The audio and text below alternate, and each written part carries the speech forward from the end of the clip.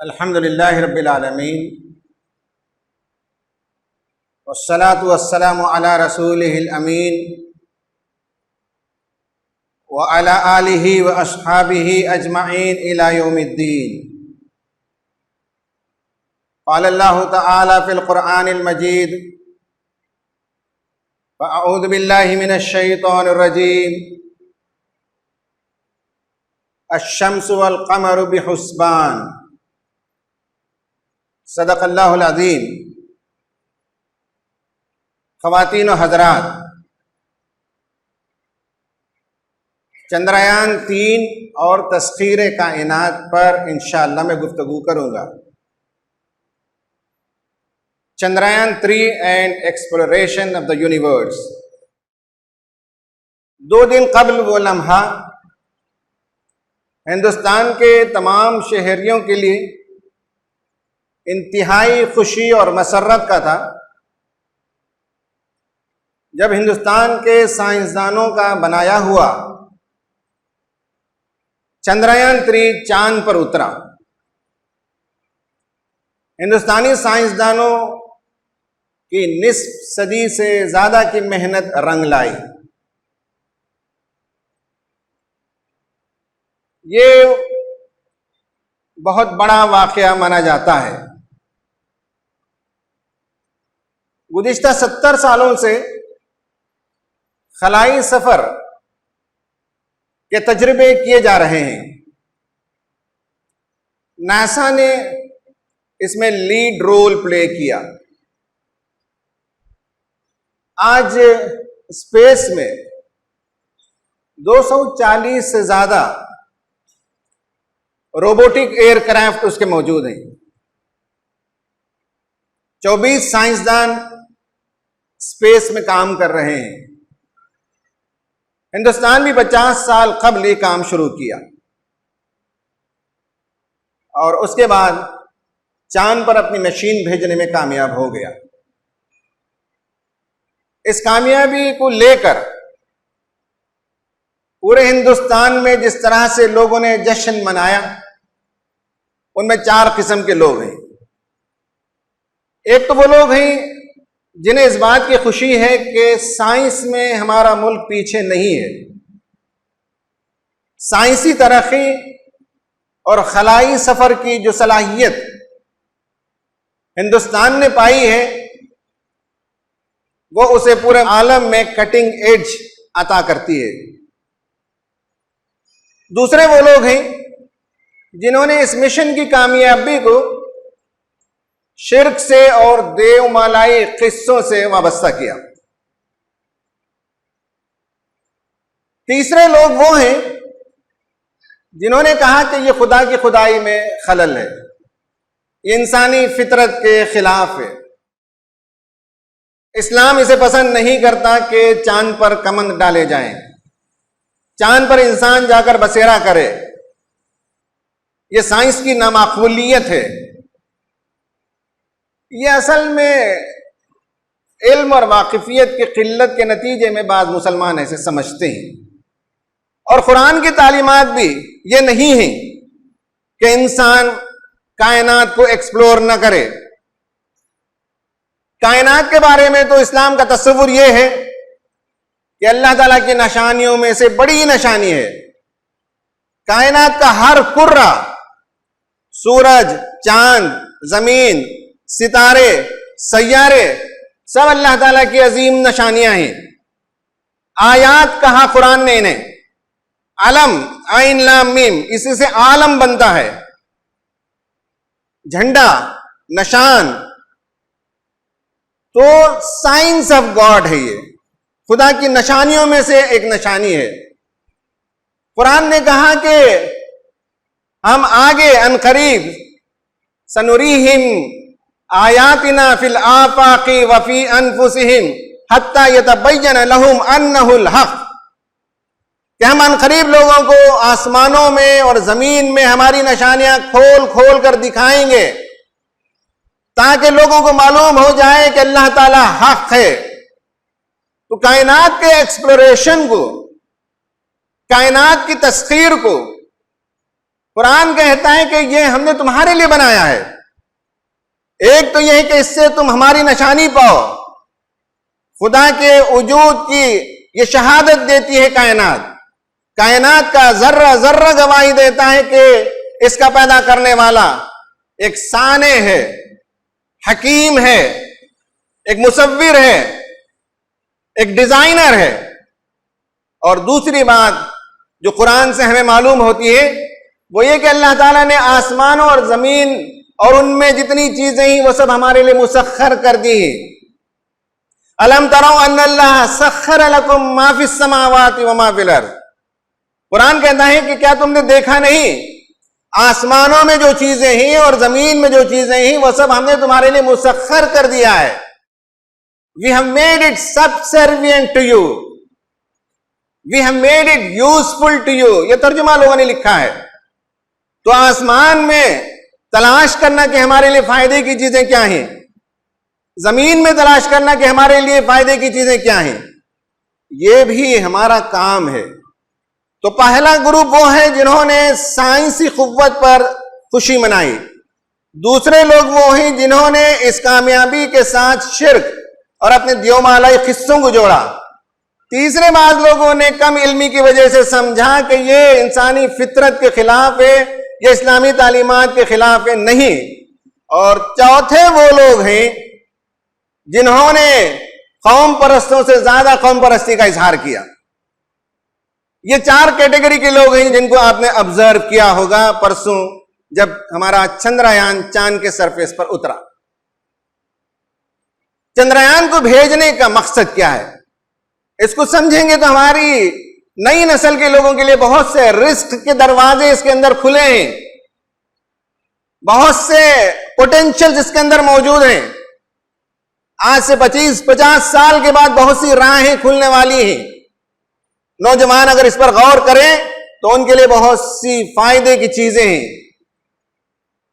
Number एक ये है कि हिंदुस्तान उन 4 ममालिक में से एक मुल्क है जिसने चांद के सरफेस पर सॉफ्ट लैंडिंग कराया।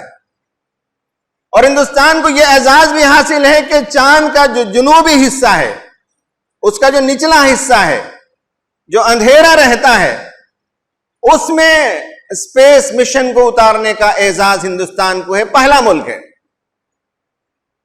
यह चांद का जो जुनूबी हिस्सा है, इसमें मालूम हो रहा है कि फ्रोजन वाटर मौजूद है। इसके इम्कानात पाए जाते हैं कि वहां पानी है, और अगर वहां पानी है तो फिर बहुत से इम्कानात वहां खुल जाते हैं। इंसान भी जाकर बच सकता है, पानी और बहुत से काम में लाया जा सकता है।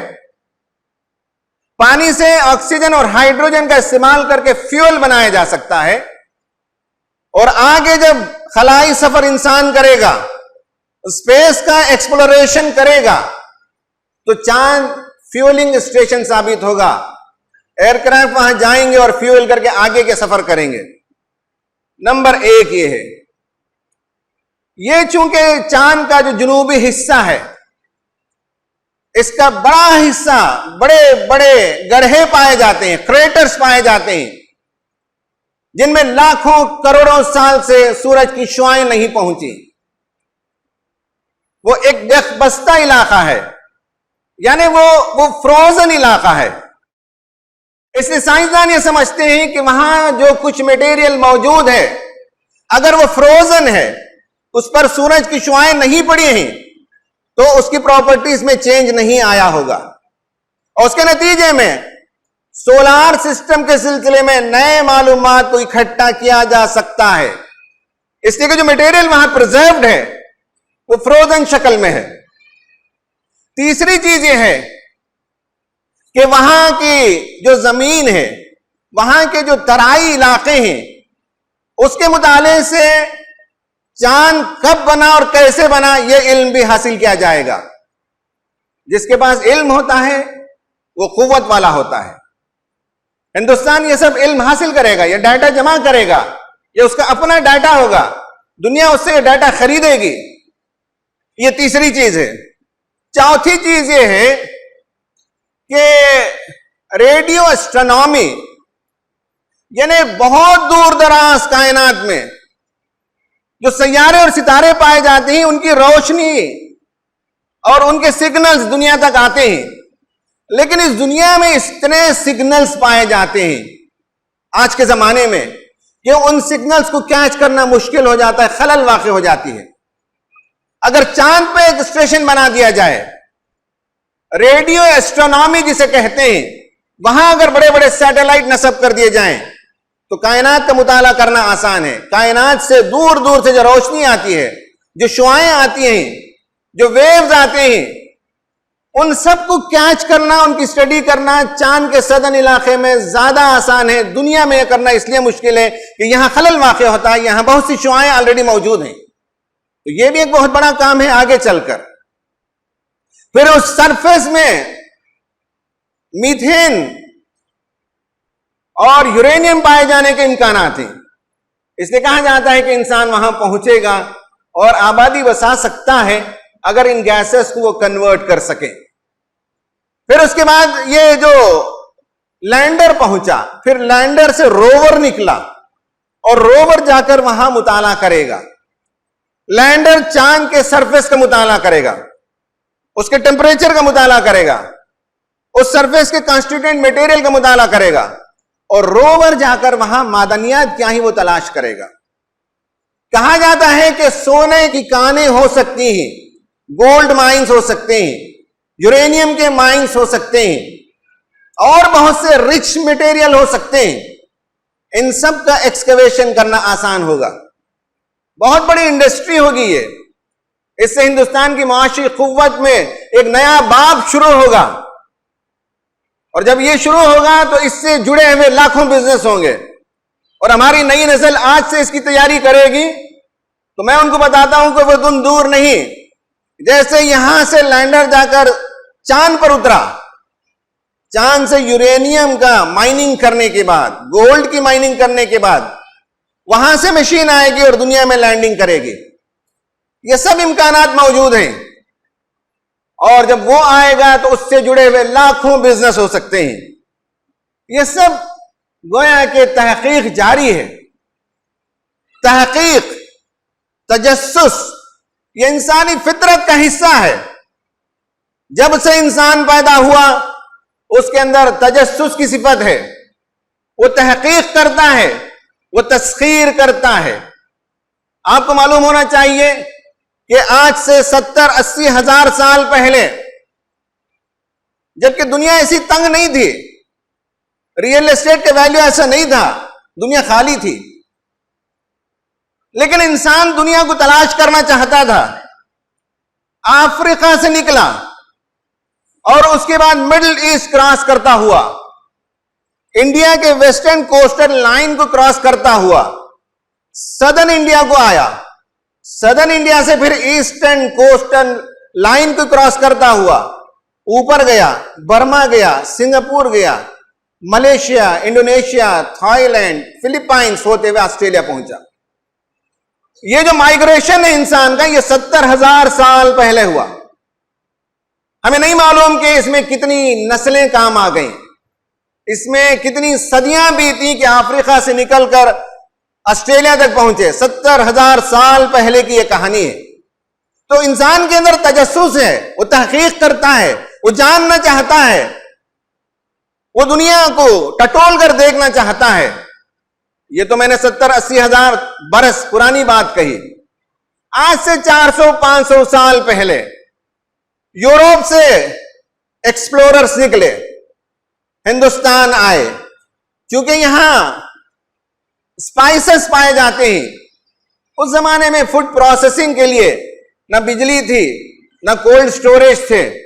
फूड को प्रोसेस करने और प्रिजर्व करने के लिए स्पाइसेस बहुत काम आते थे। तो हिंदुस्तान की तरफ उन्होंने सफर किया और बाद सयाह हिंदुस्तान को कैप्चर करने के इलाके से निकले, अमेरिका पहुंच गए, बाद लोग ब्राजील पहुंच गए। कहने का मतलब यह कि इंसान का मिजाज है कि वो तहकीक करता है, वो जुस्तजू करता है, वो तस्खीर करता है, वो एक्सप्लोर करता है। और उसके बाद ऐसा है कि दुनिया की जमीनों पर जिसने कब्जा जमाया, उन्होंने 9 आबादियाती कॉलोनीज बनाई। अंग्रेज यहां आए, उन्होंने कॉलोनीज बना दी। कॉलोनीज के लिए पहले इंसानों की जरूरत होती थी, अब कॉलोनीज के लिए इंसानों की जरूरत नहीं है। मार्केट इकोनॉमी के जरिए से भी वो आपको गुलाम बनाकर रख सकते हैं, वो आपको कॉलोनाइज कर सकते हैं मार्केट इकोनॉमी के जरिए से। तो चांद पर कॉलोनी बनने का मतलब ये जरूरी नहीं कि इंसान की आबादियां ही वहां मौजूद हों। वहां हजारों रोबोट्स भेज दिए जाएं और उनकी इंडस्ट्री कायम हो जाए, और रोबोट्स बहुत सा काम करके, मिनरल्स खुदाई करके और बहुत सी चीजें वहां से भेजते रहें, तो ये भी कॉलोनाइजेशन ही कहा जाएगा, ये भी नौ आबादियाती ही है।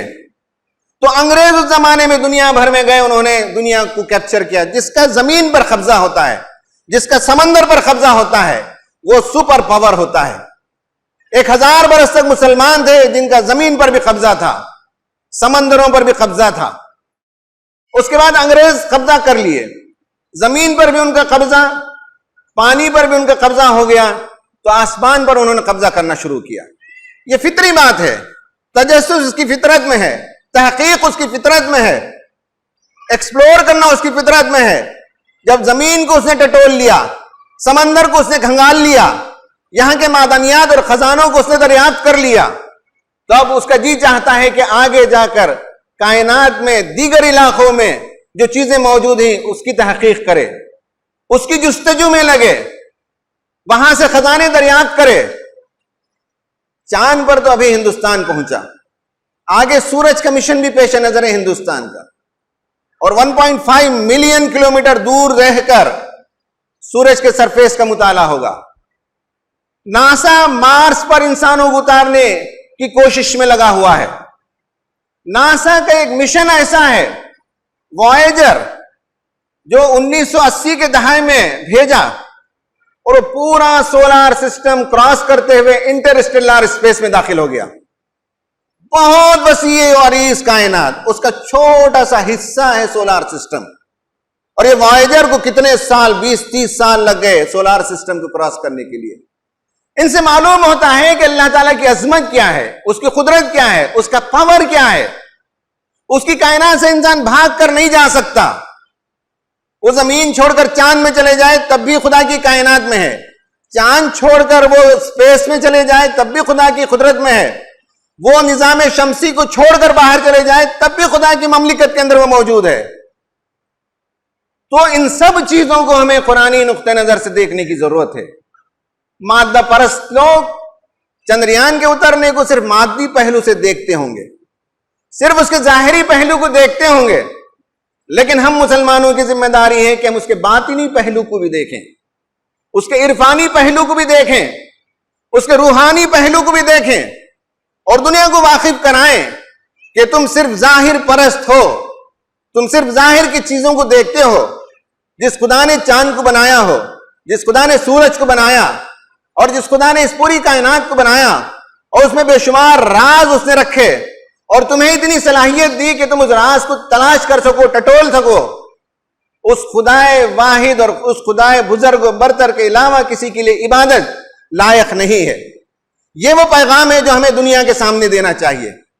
अल्लाह ताला से दुआ है कि अल्लाह ताला हमें इन बातों को समझने की तौफीक अता फरमाए, हमारी नई नस्ल को बिलखुसूस साइंटिफिक टेम्परामेंट अता करे, ताकि वो कुरान की रोशनी में साइंस का भी मुताला कर सके, कायनात का भी मुताला कर सके, और आगे दुनिया को वो सरफराज कर सके। अल्लाह ताला हमारी नुसरत फरमाए। आमीन व आखिरु दावाना अनिल हम्दुलिल्लाहि रब्बिल आलमीन।